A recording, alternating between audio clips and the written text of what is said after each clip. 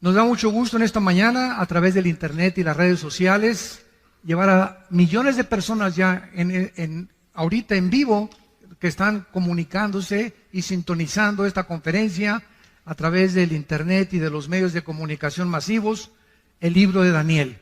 Y nos encontramos en el capítulo 9. Todos ustedes que les interesa el estudio profundo de la profecía, las conferencias anteriores desde el capítulo 1, las tenemos grabadas, las pueden ustedes conseguir a la salida, para que tengas toda la colección de todo el libro de Daniel, capítulo por capítulo.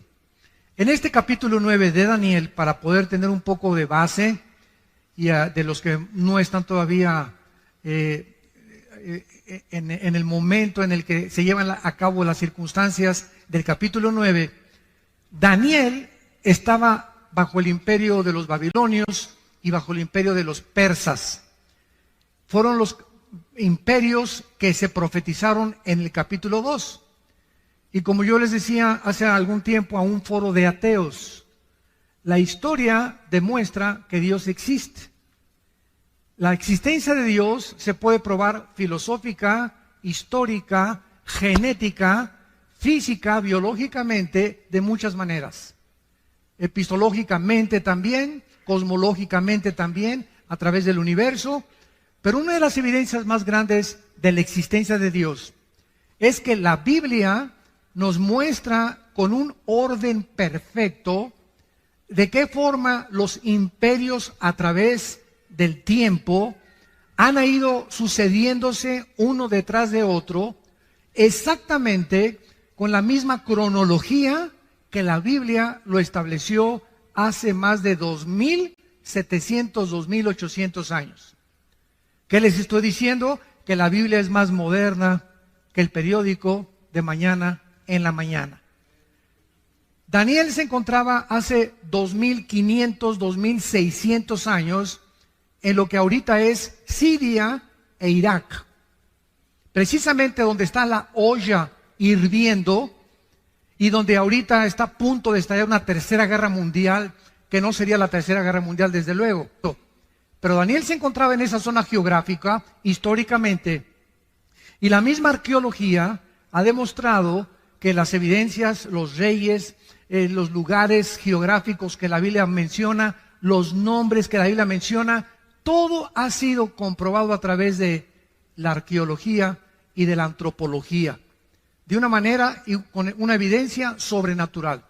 Entonces Daniel se encontraba ahí y entonces él lee el libro de Isaías capítulo 25, porque Jeremías fue antes que Daniel, y Jeremías había profetizado que los judíos iban a estar en Babilonia exiliados o cautivos 70 años, y que al acabar la cautividad babilónica se les iba a permitir regresar a Jerusalén. Daniel fue uno de esos cautivos que fue llevado en el año aproximado 585, 586 antes de Cristo a Babilonia por el rey Nabucodonosor. Entonces Daniel comienza a leer a Jeremías y descubre que está a punto de terminarse la cautividad babilónica, que los 70 años se iban a acabar ya, y comenzó Daniel a preguntarse: ¿y ahora qué va a ser de nosotros? ¿Cuál es tu plan, Señor, para nosotros? ¿Qué, ya has dejado a Jerusalén o nos vas a volver a disciplinar? Entonces Daniel se pone a ayunar y hace un ayuno de verduras y de agua nada más durante 3 semanas.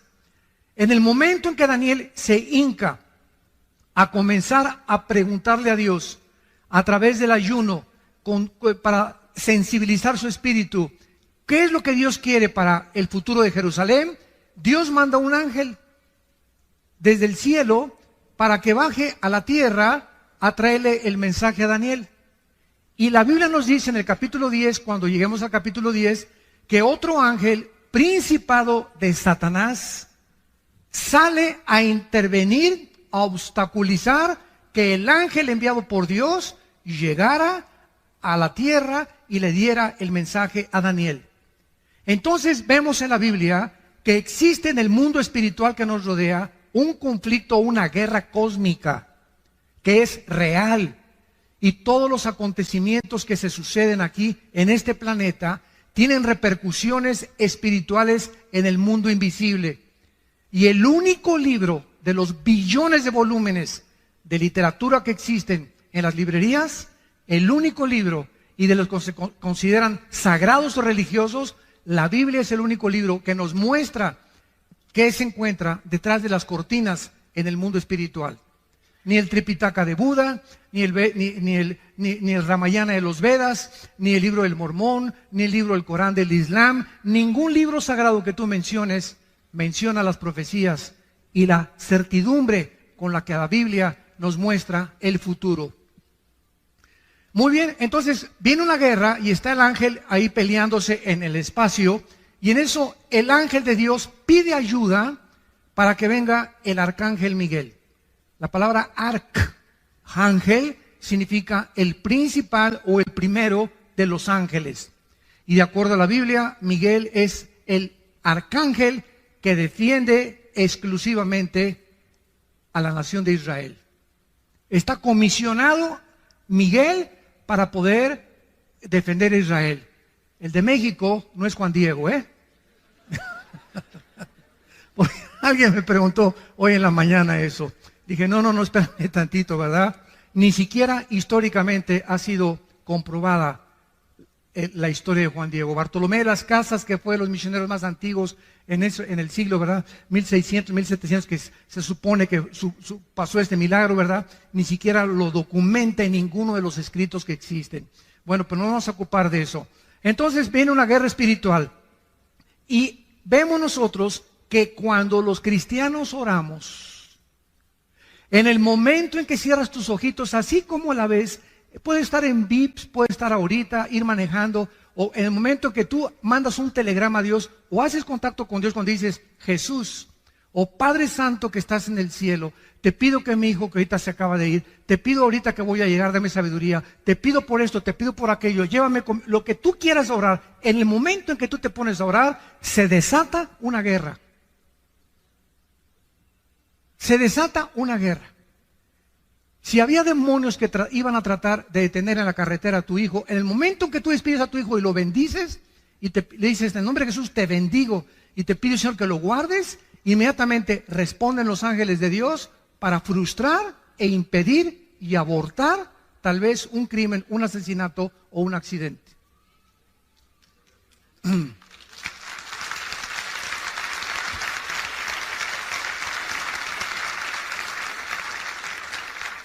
Finalmente, ¿verdad? El ángel llega a la tierra en lo que es ahorita Irán e Irak. Irán en la Biblia aparece con dos nombres. Irán aparece con el nombre de Elam, que todavía es una provincia que está en frontera con Arabia Saudita, e Irán aparece con el nombre de Persia. En 1935 se le cambió el nombre de Persia a Irán. Entonces, todas las naciones que nosotros encontramos, todas las naciones, cerca de 200 naciones que hay ahorita en el mundo, tienen el mismo origen en el capítulo 10 del libro del Bereshit, que es el Génesis. Ahí en el capítulo 10 del Génesis está el origen. Ningún libro de historia, ningún historiador, ningún lingüista, nadie puede decirte el origen ni de las lenguas, ni tampoco de las naciones. Han ido apareciendo por aquí y por allá, pero no el por qué aparecieron y de dónde surgieron los tres grupos o la raza humana, que son los jafetitas, que son los hijos de Jafet, los semitas, que son los asiáticos, y los camitas, que son los africanos. Toda la raza humana, de acuerdo a la Biblia, desciende de tres hombres, hijos de Noé.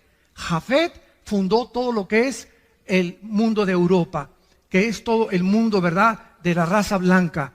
Los semitas, todo lo que es el Medio Oriente y el Asia, y los hijos de Cam fundaron el continente africano. Entonces, esto es maravilloso porque nosotros podemos continuar buscando y escarbando el origen de todas las cosas. En el capítulo 9, versículo 20, vamos a abordar nuestra conferencia y vamos a iniciarla con la lectura de la comunicación de los ángeles a Daniel. Dice así, Daniel 9, versículo 20. aún estaba hablando y orando y confesando mi pecado y el pecado de mi pueblo Israel, y derramaba mi ruego delante de Jehová mi Dios por el monte santo de mi Dios, aún estaba hablando en oración cuando el varón Gabriel, ¿se acuerdan de Gabriel? Fue el que se le apareció a la Virgen María. Fue el que le dijo a María: el santo ser que nacerá en tu vientre será llamado Hijo de Dios. Es el mismo ángel mensajero principal o el correo de Dios. Gabriel, dice la Biblia, es el que Dios envía para darle el mensaje a Daniel. Y dice Daniel, a quien había visto, versículo 21, en la visión al principio, volando con presteza, vino a mí a la hora del sacrificio de la tarde. Y escuchen ustedes lo que dice el versículo 22. Me hizo entender. Todos nosotros tenemos un entendimiento limitado. Cuando yo digo he comprendido algo, estoy hablando, lo he comprendido el 100%.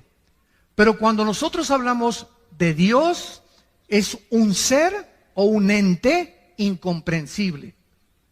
Dios no puede ser comprendido el 100% por ningún ser humano. El conocimiento o la comprensión que podamos nosotros tener de Dios, de acuerdo a lo que calculó Alberto Einstein, un científico alemán nacionalizado norteamericano antes de la Segunda Guerra Mundial, dijo que tal vez el coeficiente intelectual del ser humano alcanzaba un 7 o un 8%. Así que parece que perdimos el 95% del entendimiento y la comprensión del mundo espiritual y del universo. ¿Cuándo fue esta pérdida? En la caída del huerto del Edén por Adán y por Eva. Cuando Adán y Eva se rebelaron contra Dios, el ser humano murió, se separó espiritualmente de Dios y su ADN, ácido de la información genética que traemos en cada una de nuestras células, se descompuso, se deterioró, se corrompió. Y de Adán a nuestros días, los seres humanos nacemos en un planeta y lo primero que hicimos es ontoy. ¿Qué estoy haciendo aquí? ¿De dónde vengo? ¿Quién hizo el universo? ¿Hacia dónde voy? Y entonces estas preguntas, como demandan interrogantes, demandan respuestas, el ser humano inventó dos líneas de pensamiento. Una, las religiones. Todas las religiones, sin ninguna excepción, tienen dos factores comunes denominadores. Todas las religiones, sin ninguna excepción, buscan a algo o a alguien, las estrellas, las pirámides de Teotihuacán, la fuerza, el dios Sol, Neptuno, como tú quieras, buscan algo para poder congeniarse con esa fuerza invisible sobrenatural a través de las buenas obras. Todas las religiones enseñan, llámese mormonismo, catolicismo romano, judaísmo, todas enseñan que tienes que hacer algo bueno para ganarte al cielo. Y además, todas las religiones invocan o apelan a los sacrificios. Y vemos a la gente pues cargando cruces, yéndose a rodillas a la villa, golpeándose la espada con pales, etcétera, etcétera. Sería el colmo, ¿verdad?, que los cristianos digan, es que voy a ayunar para que Dios sane a mi hija. O voy a ayunar para que pueda Dios darle la escuela a mis hijos. Dios no... Si el arcángel le dice, oye, Señor, ya tiene una semana sin comer, Juanita, ¿le sanas a su hija? Oye, qué Dios tan misericordioso, ¿no? Que está esperando, ya me viste, Señor, ahora sí me tengo una semana sin comer y sin beber agua, Señor, ahora sí me sanas a mi hija. Así es, quería que te sacrificaras y ya que te viera como la lengüita, como los perritos ladrando, entonces voy a sanar a tu hija. Nunca ayunemos para echarle manita de puerco a Dios. Nunca, el ayuno no es para eso. El ayuno es para buscar su voluntad en la Biblia. Y si no tienes tiempo de la Biblia, no ayunes. Porque si tratas de ayunar y te vas al trabajo o tienes diabetes, olvídate, ¿verdad? Vas a acabar en el psiquiátrico o en la otra vida. Entonces tenemos que entender claramente, ¿verdad?, la razón por la cual Dios nos dice eso. Y esta es la razón por la cual dice el versículo 22, que Dios tuvo que mandar, esto es antes de Cristo. El Espíritu Santo en el Antiguo Testamento no había bajado. Los ángeles bajaban al mundo y le daban a los seres humanos, como en el capítulo 18 de Génesis, que baja Cristo con 2 ángeles, a hablarle a Abraham y a decirle lo que iba a hacer con Sodoma. Personalmente, verbalmente hablaban los ángeles. Y entonces el ángel le da entendimiento, tiene la facultad los ángeles de hacer entender las cosas antes de que Cristo viniera. Jesús dijo, cuando Él venga, Él los guiará a toda la verdad. Entonces, ahora tenemos el Espíritu Santo y el Espíritu Santo usa la Biblia. Entonces, el ángel es enviado para darle entendimiento de los futuros planes a Daniel y para que entendiera cuál es el futuro del mundo de Israel. Y dice el versículo 22, y habló conmigo diciéndome, Daniel, ahora he salido, fíjate, para darte sabiduría y entendimiento, o sea, algo que Daniel no tenía, y algo que nosotros por naturaleza no tenemos. Todos los seres humanos nacimos alejados de Dios. Romanos 3:23, por cuanto todos pecamos y todos fuimos alejados de la gloria de Dios. Nacemos con entendimiento para las matemáticas, para la física, para la biología, pero nacimos con un entendimiento cero absolutamente de las cosas espirituales. Y como somos seres espirituales, buscamos a través de qué cosa? De la brujería, cartas tarot, bola de cristal, invocación a los muertos, reuniones de mediums, invocar al espíritu de Cuauhtémoc, al espíritu de Achencha que venga, buscar a través de las manifestaciones místicas del budismo zen, de la meditación trascendental, comunicarnos con algo, con alguien, por la espiritualidad, porque somos seres espirituales. Tú nunca vas a ver un conejo así en el campo, y menos a Chita. Somos seres espirituales porque fuimos creados a la imagen y semejanza de Dios. Ahora, si queremos comenzar a entender las cosas espirituales, Jesús dijo en Mateo 11, 25 al 28, Padre, te alabo, porque estas cosas, las cosas invisibles que nadie conoce, las escondiste de los sabios y de los entendidos y se las revelaste a los niños. Vengan a mí todos los que están trabajados y cargados, y los haré descansar. Y Jesús dice algo asombroso en este pasaje. Nadie conoce a Dios sino yo, y aquel a quien yo se lo quiera revelar. ¿Qué dice la Biblia? Que no importa cómo busques a Dios, a través de la marihuana, a través de los hongos alucinantes, a través del peyote, a través de la meditación trascendental, a través del budismo, todos son caminos que parecen derechos, pero ninguno te lleva a Dios. Si alguien quiere conocer las cosas espirituales y al Dios vivo, único y verdadero, es a través de Jesucristo. Nada más.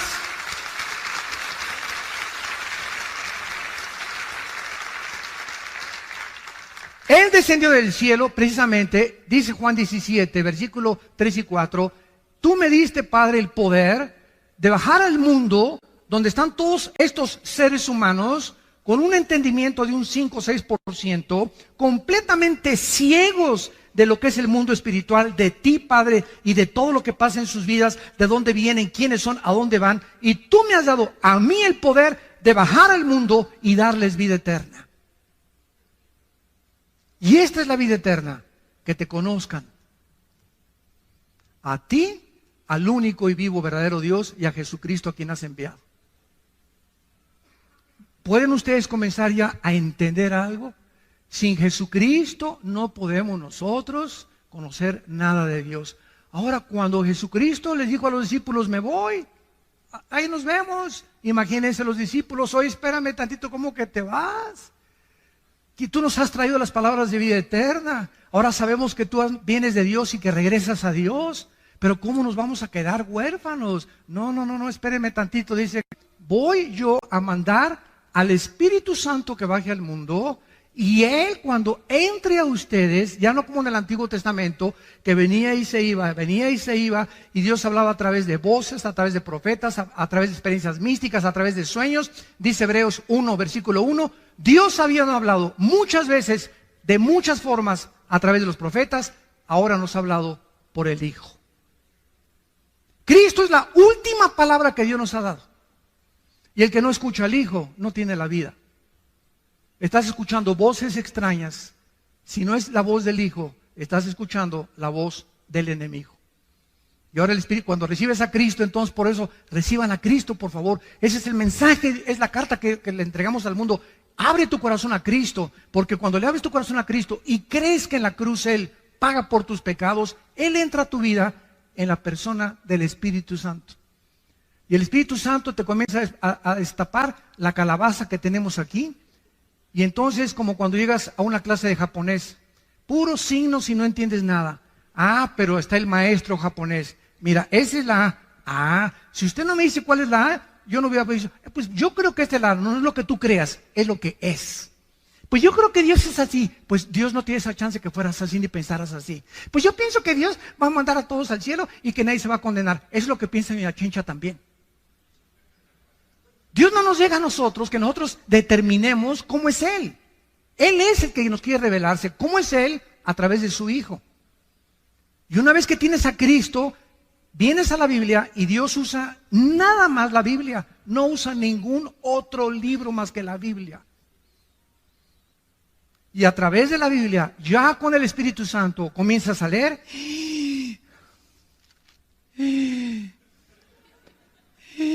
Ah, caray, híjole, qué tremendo. Y comienza sin que te des cuenta a entrar algo, porque ese espíritu, la palabra de la vida, a tu vida, comienza a lavarte. Como dijo una persona, a usted le lavaron el cerebro, y le dije, y bien que lo necesitaba. Pero un buen lavado que necesitamos. ¿Qué filosofías? ¿Qué Nietzsche? ¿Qué Marx? ¿Qué Freud? ¿Qué Darwin? ¿Qué puros hombres? Ninguno de ellos fue Dios. Ninguno de ellos murió en una cruz para pagar por nosotros. Es Cristo el único que Dios escogió para darnos a conocer al Padre. Entonces, esta es la razón por la cual necesitamos para entender. Este es el problema del ateísmo. Por ejemplo, el ateísmo es un problema de seres humanos con mente de caracol, con mente de ostión, ¿verdad? Con un 5 o 6%, que porque no quieren entender a Dios. ¿Y por qué? Siempre el argumento de los ateos. Si Dios es Dios, ¿por qué permitió a Satanás? ¿Y por qué permite el mal? Por eso el 95% de los ateos son hombres amargados. El 95% de los ateos son personas amargadas contra alguien que no existe. Qué ridículo, ¿no? Persiguen toda su vida y atacan toda su vida a alguien que no existe. Esto es increíble, ¿verdad? Es contradictorio de una forma intelectual y filosófica, pero es el problema del ateísmo. Oye, espérame, señor ateo, ¿tú reconoces que tu mente es limitada? Sí. Bueno, si tú reconoces que tu mente es limitada, ¿puede un niño de 3 años de edad entender la ecuación de Alberto Einstein, E igual a mc al cuadrado? ¿Qué es la teoría de la relatividad? No, pues tú eres igual que ese chamaco, cabeza de calabaza. ¿Quieres con tu mente limitada entender los pensamientos, suponiendo y asumiendo ya que existe Dios? Tiene que ser infinitamente superior a lo que nosotros nos podemos imaginar. Y si Él no baja y Él no nos revela y nos dice cómo es inútil tratar en nuestra limitación de comprenderlo. Es imposible. Y se dan cuenta por qué el ateísmo es una filosofía insostenible dentro de la misma lógica y la misma filosofía. Es ridículo. Es una soberbia impresionante. Es que si yo fuera Dios, bueno, pues no eres Dios. Cabeza de langosta. Le dice en esta oración, versículo 23, al principio de tus ruegos, le dice el ángel, fue dada la orden, Daniel. Y yo he venido para enseñártela, porque tú eres muy amado. Porque tú eres muy amado. Romanos 8, 28 y 29, ¿se acuerdan? todas las cosas contribuyen a nuestro bien, a los, no a todos, a los que aman a Dios. Si tú amas a Dios con todo tu corazón y con todas tus fuerzas, no hay nada que ahorita estés pasando, no hay nada. El problema que tú me digas que tienes ahorita, que no esté Dios trabajando a tu favor.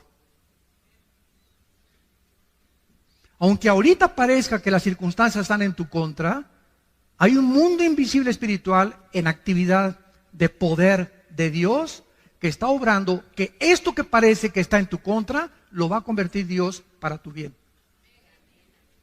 Sigue confiando en Él. Guarda silencio en Jehová y Él te concederá las peticiones de tu corazón.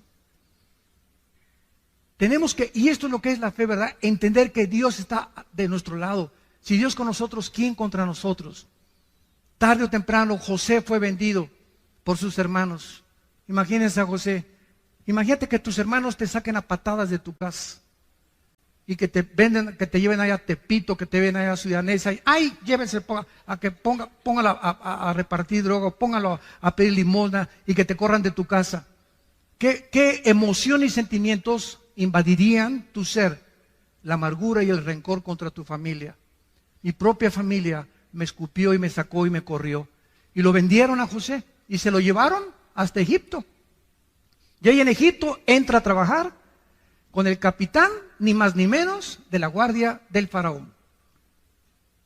Y cuando el faraón, se va el jefe de ahí de Egipto, el faraón se va a un viaje, no misionero, ¿verdad? Se fue a un viaje de guerras que tenían conflictos, se queda la esposa del faraón, ¿verdad? Solita, y le decían la leona del Lerma. Era una mujer insatisfecha sexualmente. Y agarra a Josecito, ¿verdad? Pepinillo, ven para acá. Le voy a para maravillosa. Para que se acueste bien con Tito.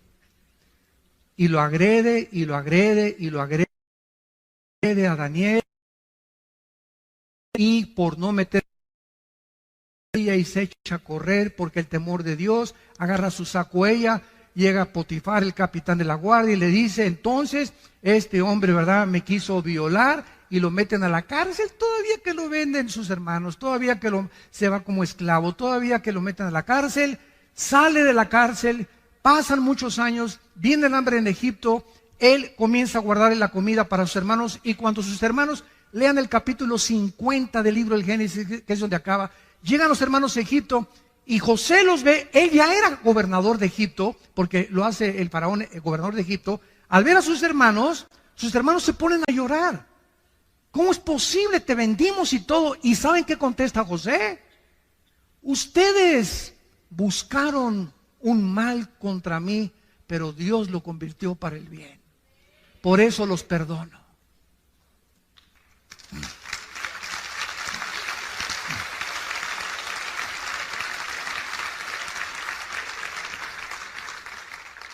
Cuando confiamos en Dios, no tengo nada contra ti. Ese es tu problema. Si tú tienes problemas conmigo, pero yo yo no tengo nada absolutamente contra ti. Ese es el secreto más grande, porque dice Santiago capítulo 4 que Dios da gracia a los humildes. Muy bien.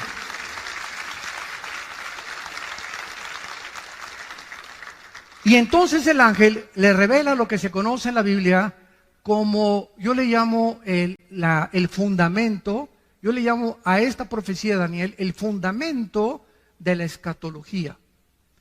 La palabra escatología, para los que no sepan, viene de dos palabras, escatos y logos, que significa el conocimiento de las cosas del futuro. Entonces, un escatólogo es una persona que se dedica a estudiar profecías.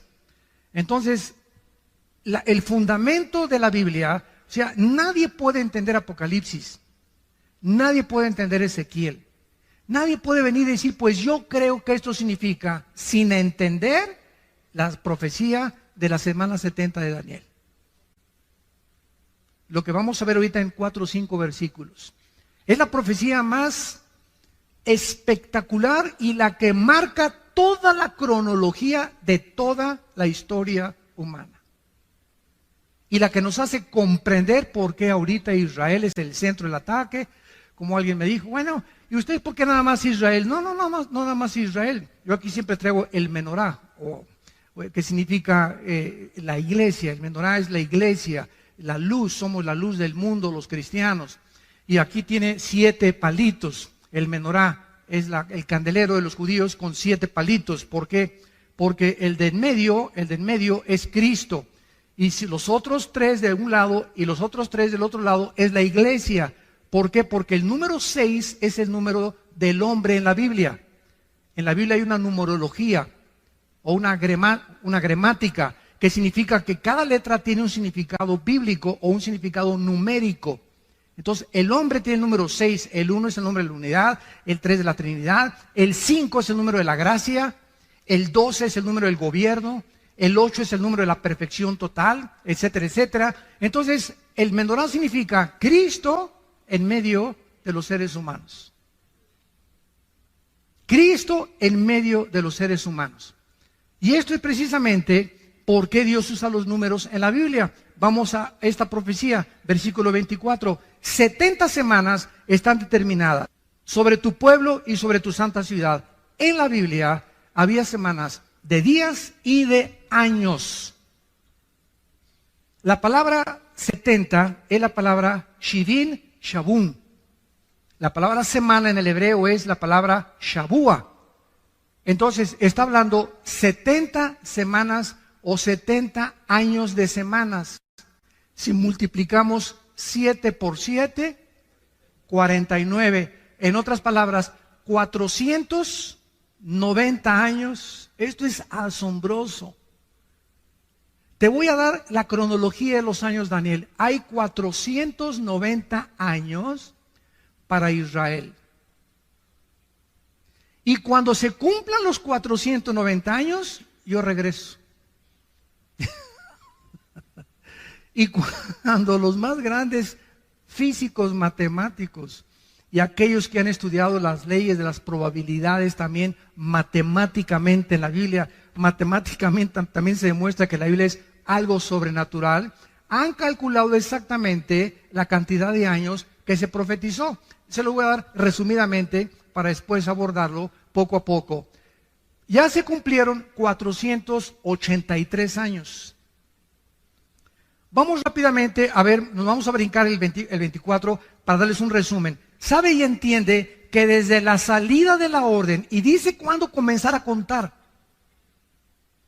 desde que salga la orden para restaurar y edificar a Jerusalén hasta cuando venga Cristo, desde que se dé la orden para edificar Jerusalén hasta el Mesías príncipe, habrá 7 semanas y 62 semanas, y se volverá a edificar la plaza y el muro en tiempos angustiosos. Y después de las 62 semanas se quitará la vida al Mesías. ¿Quién podría si no es Dios? Hace 2500, 2600 años dejarnos un documento como el que tenemos en nuestras manos y poder profetizar con tanta exactitud para que podamos comprender claramente que solo Él puede poner el orden y los tiempos. Escuchen ustedes, esto es absolutamente tremendo. Aproximadamente en el libro de Nehemías capítulo 2 se dio la orden para restaurar Jerusalén, en el libro de Nehemías. Y del libro de Nehemías hasta el domingo de Ramos. Apúntalo. Que fue en febrero del año 445 antes de Cristo. Cuando se dio la orden de restaurar Jerusalén. Y cuando Cristo llega a Lucas 22, al domingo de Ramos, y en un burrito cabalgando, y todos creían que ya viene el Mesías, y de acuerdo a las profecías del reino, el Mesías va a establecer su reino, y vamos contra el Imperio Romano, y se acabó ya el yugo del Imperio Romano. Llega Jesucristo en un burrito, no en un caballo blanco como esperaban todos los conquistadores en el tiempo antiguo. Al entrar y declarar la victoria, entraban en caballos blancos. Eso lo hará Cristo hasta el capítulo 19 de Apocalipsis, cuando venga ya venciendo a todas las naciones con nosotros. Llega en un burrito Jesucristo y se para sobre Jerusalén.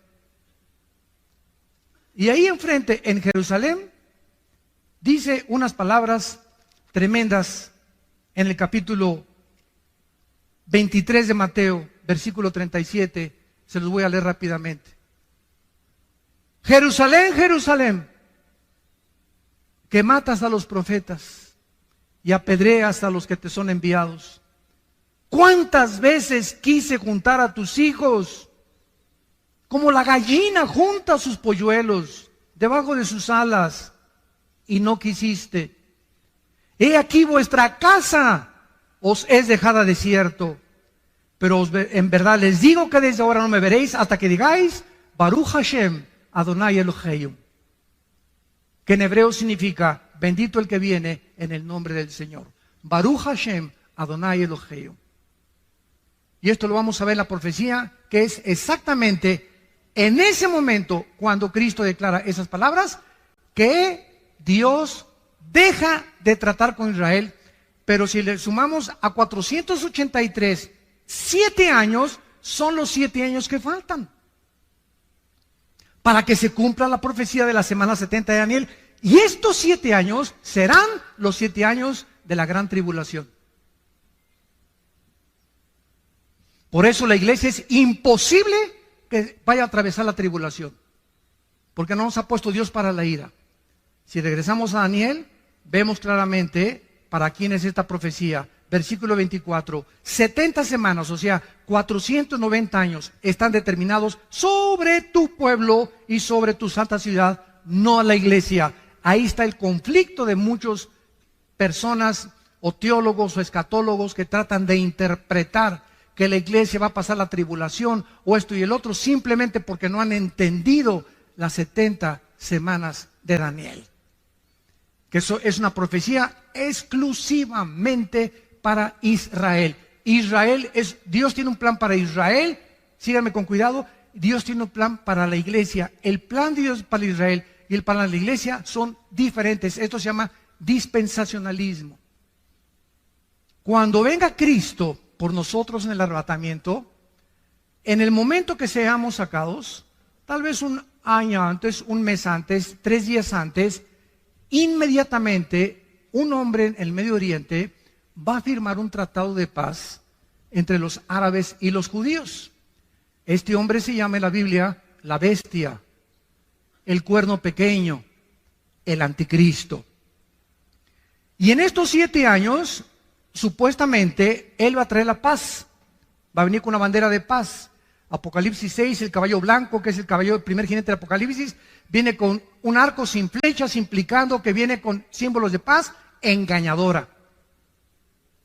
Y estos 7 años, la iglesia ya no está aquí. Ya nos fuimos. Adiós, mundo cruel, ya nunca te veré. See you later, alligator. Como dice la canción, ¿verdad? Ahí nos vemos, mundo cruel. Nosotros nos vamos, escuchen esto, y al irse nosotros, mucha gente cree que el Espíritu Santo se va con nosotros. Pero el Espíritu Santo es omnipresente por el amor de Dios. El Espíritu Santo no puede decir, aquí no está el Espíritu Santo. Es omnipresente, Él está en todo lugar, en todo momento. Claro que habitando de una forma especial en nosotros los cristianos, desde luego. Pero el Espíritu Santo, Él sigue aquí en la tribulación. Y entonces el Espíritu Santo va a trabajar de manera diferente porque es otra dispensación. Se llama la dispensación de la tribulación. Antes de Cristo trabajó el Espíritu Santo, venía y se iba, venía y se iba. Crucifican a Cristo en Pentecostés, el Espíritu Santo viene, nos bautiza con el Espíritu Santo, somos llenos del Espíritu Santo, somos regenerados, somos la morada del Espíritu Santo, sellados con Él, hasta el día que resucitemos. Efesios 1, 13 y 14. Y cuando ya resucitemos y seamos transformados y nos vayamos con Cristo, el Espíritu Santo, dice Apocalipsis 7, que va a sellar en las frentes a 144,000 judíos. Y cuando estamos hablando de que en la frente es porque será algo visible para que sea visto, como lo hacía muchas veces en el Antiguo Testamento. Es otra manera en que el Espíritu Santo y el Evangelio tribulación se llama el Evangelio eterno. Ahorita estamos predicando el Evangelio de la gracia de Dios en la cruz. Y en la tribulación será el Evangelio del reino y de la eternidad. Y los ángeles van a ayudar a predicar a estos 144,000 el Evangelio. Así que nadie se va a quedar sin ningún testimonio.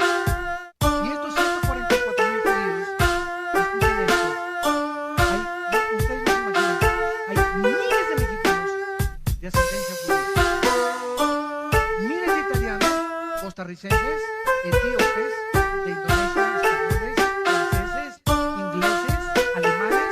Los judíos están repartidos en el mundo porque no solamente los que están en Jerusalén y en Israel son judíos. En el año 700 antes de Cristo, el imperio de los asirios llegó a Israel y agarró a las 10 tribus de Israel y se las llevó cautivas al norte, a Siria, donde está la guerra ahorita civil. Y desde el año 700 hasta nuestros días, estamos hablando de 2700 años, los judíos se perdieron y se dispersaron y se mezclaron con todas las naciones del mundo. Y hay judíos rusos, judíos negritos, judíos blancos, judíos mexicanos, etcétera, etcétera. Así que estos 144,000 judíos, muchos creen que solamente van a salir de Israel. No es verdad. Están mezclados en miles, en cientos de naciones, decenas de naciones. Somos 200 naciones ahorita en el mundo. Entonces, es la forma como va a operar el Espíritu Santo en aquel tiempo.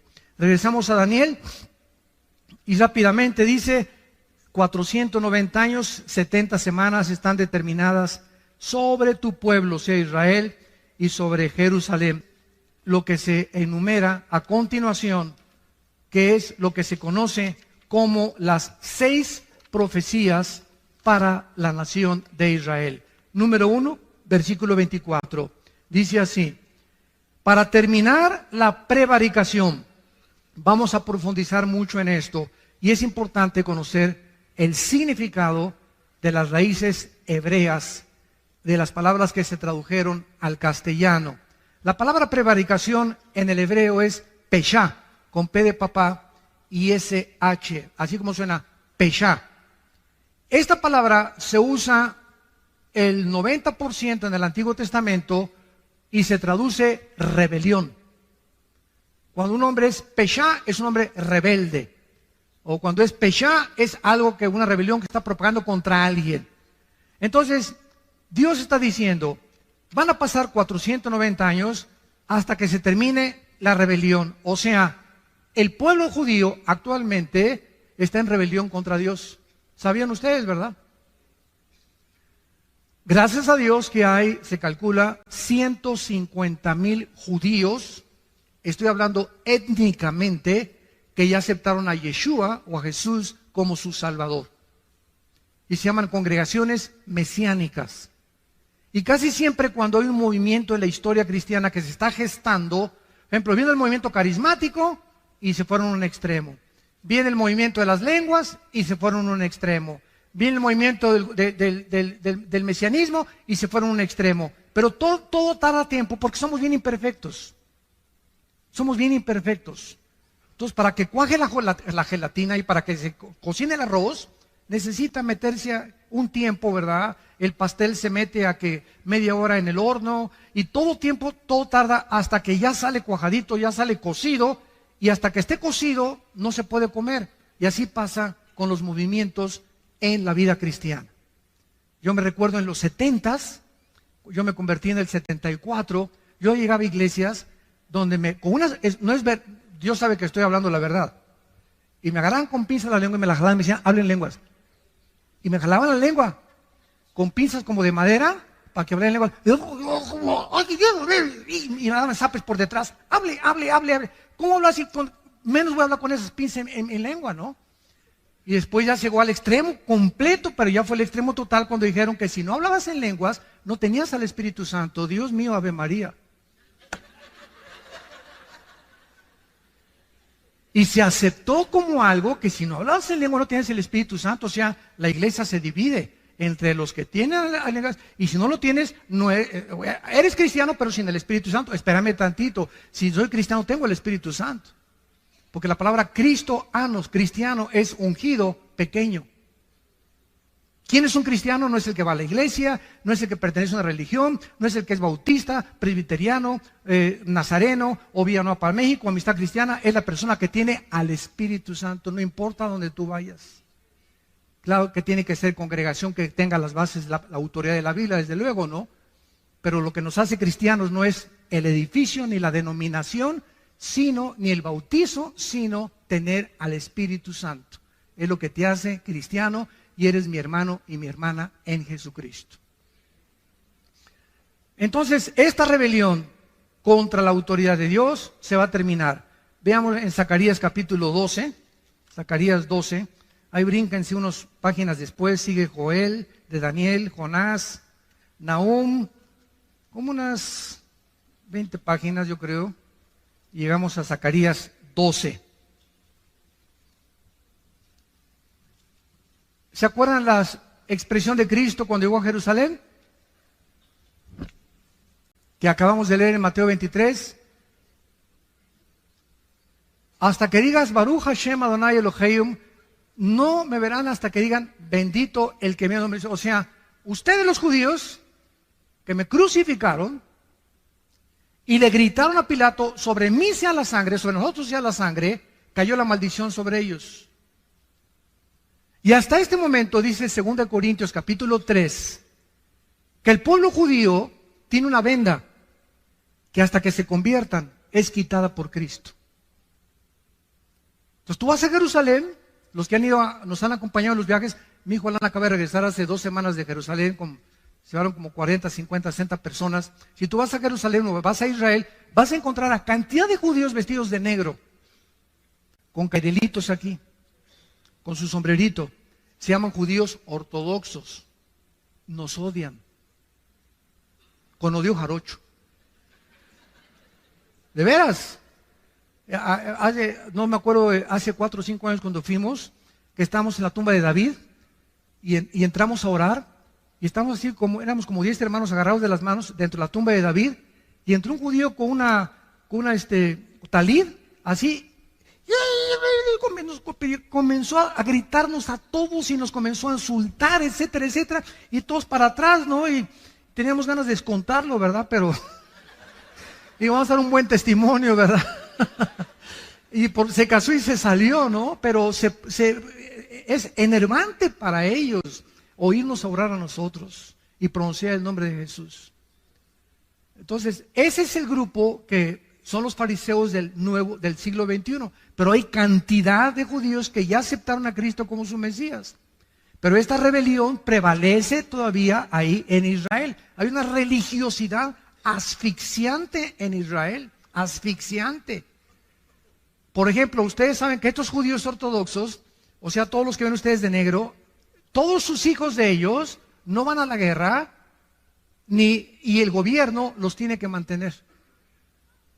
El primer ministro Benjamín Netanyahu hace algunos meses trató de quitar este decreto y hacerlos trabajar, porque no trabajan. Desde que son niños, lo único que hacen es leer la Torah o el Mishnah, que es la ley, los 5 libros de Moisés o el Pentateuco. Y es a lo que se dedican, nada más, la pura leer. Y están siempre, leen y leen y leen. Desde chiquitos crecen eso, no van a la guerra, no trabajan y el gobierno los sostiene para mantener las tradiciones judías. Y es inconcebible, ¿verdad? Es ridículo, ¿verdad? Pero a Netanyahu no le aprobaron el proyecto que hizo, ¿verdad? Y no pudo alcanzar nada. En Zacarías 12, dice el 9 al 10, hablando de este día futuro, que es futuro cuando Israel se convierta, y en aquel día, está hablando cuando Cristo venga, yo procuraré destruir a todas las naciones que vinieren contra Jerusalén. Y derramaré, escuchen, derramaré hasta ese tiempo, derramaré sobre la casa de David y sobre los moradores de Jerusalén espíritu de gracia y de oración, y mirarán a mí a quien traspasaron. Y llorarán como se llora por hijo unigénito, afligiéndose por él, como quien se aflige por el primogénito. No será hasta que Él venga y lo vean con sus llagas en las manos. Y digan, caray, Él era Jesús.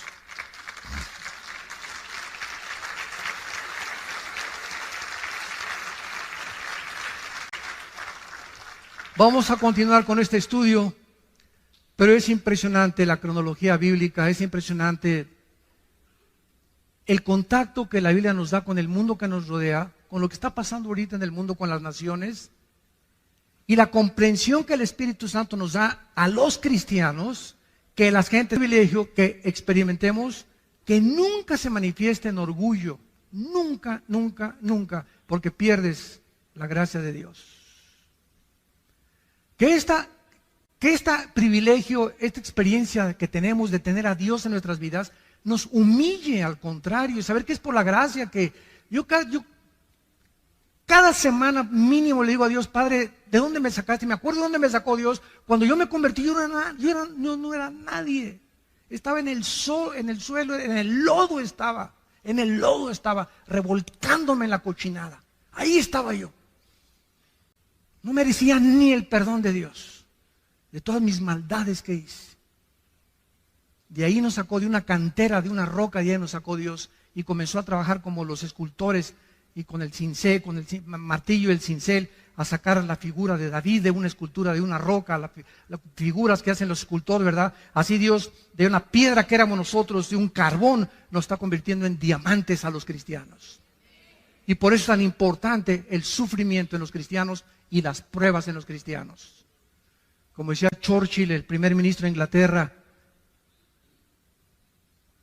cuando hace calor no te salgas de la cocina. El momento que vienen las pruebas, ya no soy cristiano, parece ser cristiano y parece... Ay, y en la iglesia hay problemas. No estás en Disneylandia, hijo.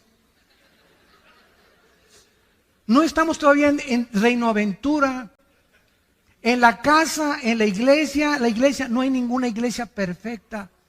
Todos está trabajando Dios con nosotros, con todos nosotros. Tenemos que tener paciencia y aguantar, porque nos está forjando a través de este fuego y purificando nuestros corazones a través de las pruebas, para que pueda brillar la paciencia y la fe brillar con máximo esplendor, porque es lo más valioso que tenemos, la fe que Él nos ha dado en su Hijo Jesucristo. Oremos. Padre, gracias por tu palabra en esta mañana, en esta tarde también. Gracias por la esperanza bienaventurada que aguarda nuestro corazón de ver a tu Hijo en persona. Que cuando Él ascendió al cielo para despedirse de sus discípulos y comenzó a elevarse en el aire, los ángeles aparecieron y les dijeron a los apóstoles: ¿por qué miráis así al que se va? Porque exactamente como se va, regresará físicamente a establecer su reino entre ustedes. Y en aquel día secará vuestras lágrimas. Y en aquel día será como la mujer parturienta, que durante 9 meses ha sufrido. Y cuando el niño viene ya al mundo, se rompe la fuente, los dolores aumentan, pero cuando tiene esa criatura en sus brazos, todavía dice que venga el segundo o el tercero. Pero ese niño en sus brazos le hace olvidarse de todo lo que pasó por el gozo de tener a su hijo que finalmente está con ella, o a su hija. Y cuando tú vengas, esto le dijiste a los discípulos: así será con ustedes. En el mundo tendrán aflicción, pero confíen, yo he vencido al mundo. Y cuando yo venga, vuestras lágrimas se convertirán en gozo. Y nadie les volverá a quitar su gozo, porque ya no habrá muerte, ni enfermedades, ni sufrimientos, ni fricciones, porque todas las cosas serán hechas nuevas. En esta mañana, Dios te invita a que vengas a su Hijo Jesucristo. Lo que no has entendido, seguirás sin entendiéndolo, porque no lo tienes a Él. Pero en cuanto tú lo invites a tu vida, Él entrará a tu corazón, te quitará las vendas que cubren tu mente ahorita espirituales, y comenzarás a comprender las cosas profundas de Dios. ¿Qué tengo que hacer? Me preguntarás. Simplemente, en este instante, con tu rostro inclinado, con toda la sinceridad de tu vida, dile: perdona mis pecados, Señor. Creo que en la cruz tu Hijo pagó por ellos con la sangre que Él derramó. Creo que a los 3 días se levantó de los muertos, y te pido, Jesús, porque sé que vives, que en este instante entres a mi vida como mi Señor y mi Salvador. En tu nombre perfecto, santo y eterno te lo pido. Amén.